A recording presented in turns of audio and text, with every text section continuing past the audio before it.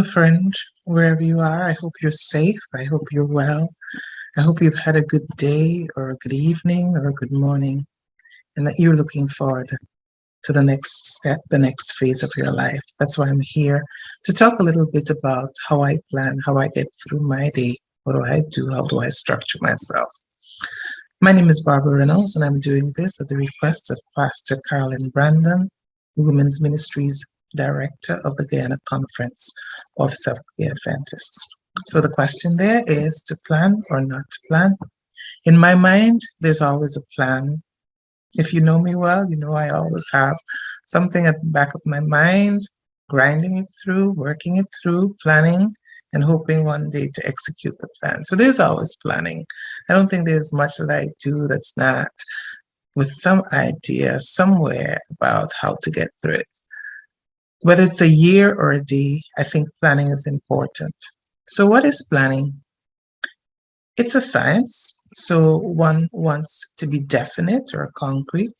One should know what the plan is and be able to measure or verify whether the plan has been achieved. And of course, one will deal with what I call the 6 W's: the what, the why, the where, the when, the who, and the how. Planning is also about style. There's an artist or an artistry about it.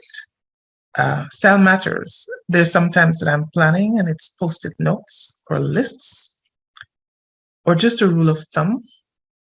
Sometimes it's casual, sometimes it's formal.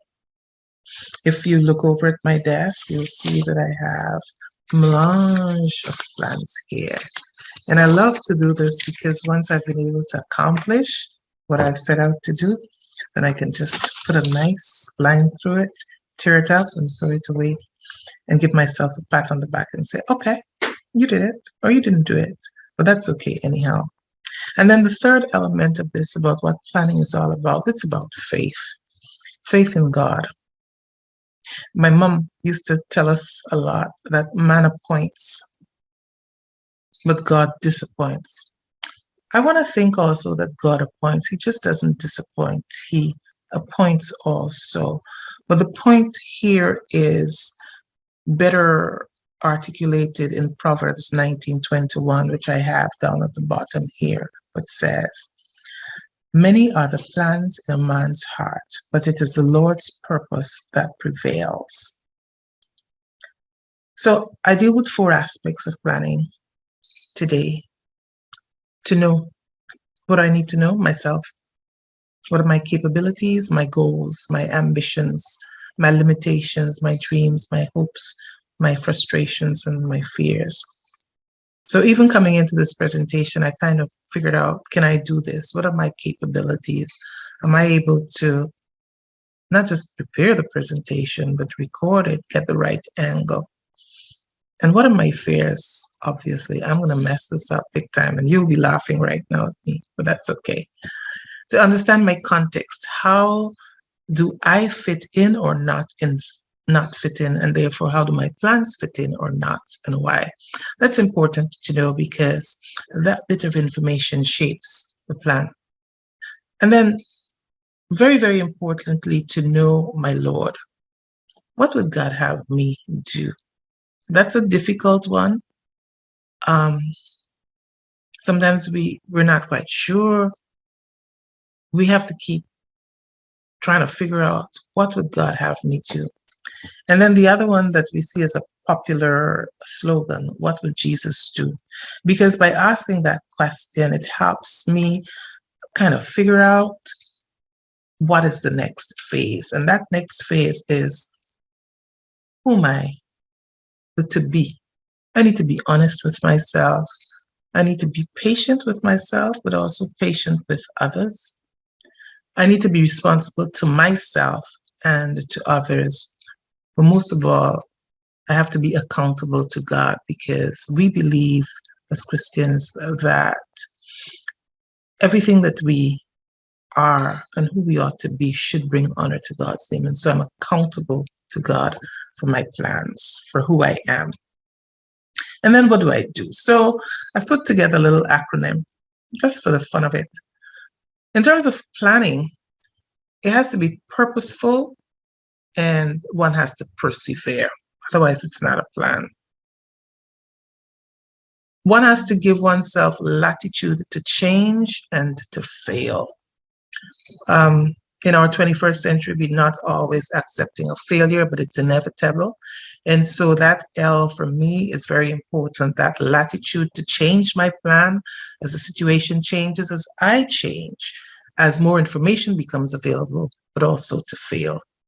And then to act on the basis of evidence, but not just evidence, my intuition. God made us as intuitive beings. My insight into a situation, I may have heard something, or I'm reading between the lines, my experience. And of course, on the basis of faith in and faithfulness to God. And then for the end, nab and nurture every opportunity. Whether they're expected or unexpected, opportunities are given to us.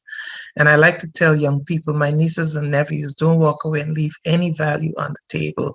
Take every opportunity we have, every facility, every resource, and max it out. Use it. Don't walk away and leave value on the table. And so nab and nurture every opportunity speaks to this tenet of mine, even as I plan my day or my year or a small task. What am I going to do today, every Friday, preparation day? Or what do I do for the next year? It's all the same. And then finally, why plan anyhow? Well, to be able to live together. So for myself, inside of me, it's my faith, but also my family, my friendships, my fellowship, and fun. And if I can square that away, living with me is okay. But living with others is slightly different, and it necessitates give and take, and sometimes give some more. So even when I have a plan, if I find it's not resonating well with someone who's significant in my life, it could be an employer, an employee, it could be a friend in need or a friend whom I need. It could be something happening outside of my family, in the workplace, in the public square, in the market square, at the airport. Sometimes it's give and take and give some more. And I'm not going to fool you. I don't always want to give, you know, but I think the Bible tells us that we should give and take and give some more. And the Bible expresses that in many ways. Turn the other cheek, go the extra mile. And then the ultimate living together is with God. And there are three things that I put on the table here: ask, seek, and knock for God's favor. And this key in planning. I will confess that I don't always ask before I plan. So God knows Barbara very well. I'm always, can you retrofit? Can you fix that? Can you just make it right for me? Fix it by the time I get to where I'm going?